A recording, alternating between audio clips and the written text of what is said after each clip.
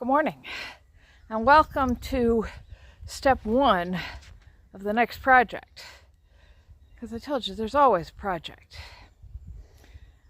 I cleaned up the edge of the fence over there. You saw how deeply entangled the grass was with the fence. And that's a problem because it means I can't electrify the fence when it's like that, because the grass just shorts out the current and there's no charge in the fence. I still can't really, because I can't get along the back of the shed and pull the fence out there because I have all the fence posts lined up there. And that's the project. It's time to start building the permanent fence. Now, we just have gotten off we're towards the tail end of 3 to 4 days of constant rain. I think we got 1.5 inches of rain in that amount of time. So I still can't touch the new garden because it's still too wet. But it's perfect conditions to start putting fence post holes in, because the ground is still very soft and I can use that bar to drive the holes in and start setting posts while it's still moist and soft.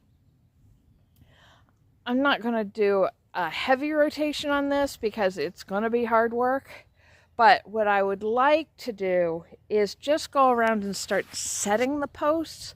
I'm not going to take the electric fencing down until I've got the fence posts all in place.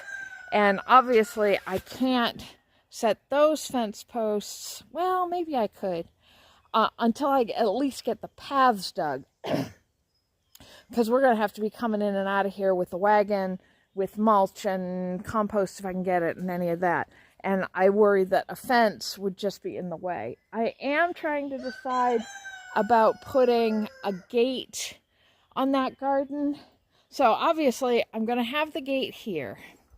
I'm going to put a gate over there to make it easier to get in and out from the compost bins and the chicken coop and the rabbitry. So instead of having to come around here, I can just come in there. But so on this garden, I can't decide, do I put it on the front where it would be easier to get in and out to those beds, or do I put it on the side so that I have an access to the whole garden from the garden pasture? So I'm not sure how I'm going to do that. How did you get in here, Cat? I don't know if you saw him. He was walking along outside the fence, and now all of a sudden he's inside the fence. And if he can do that, a groundhog can do that. And that needs to stop. So I'm going to try and start putting the gate posts in today. So I'll put those posts in, and I'll try and put these posts in. This gate, I'm going to actually build a gate for. A swinging, hinged, all of that.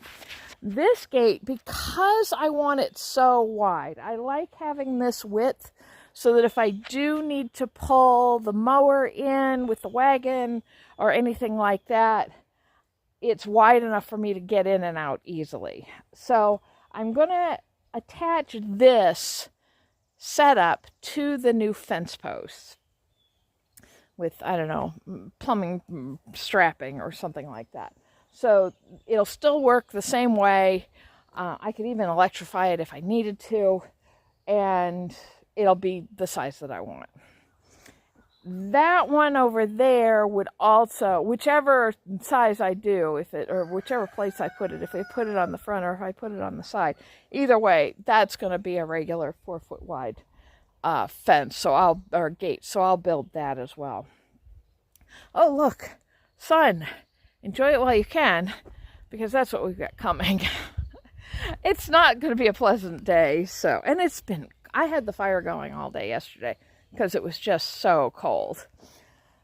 But I've got to run to Utica to take Morgan's friend back to the train station. He's been visiting for a couple of days. And then we've got to go grocery shopping. So I'm not sure how much time I'm going to have this afternoon, and it's all going to depend on what the weather does. But I'm very pleased that at least I accomplished something today, and we're getting this project started.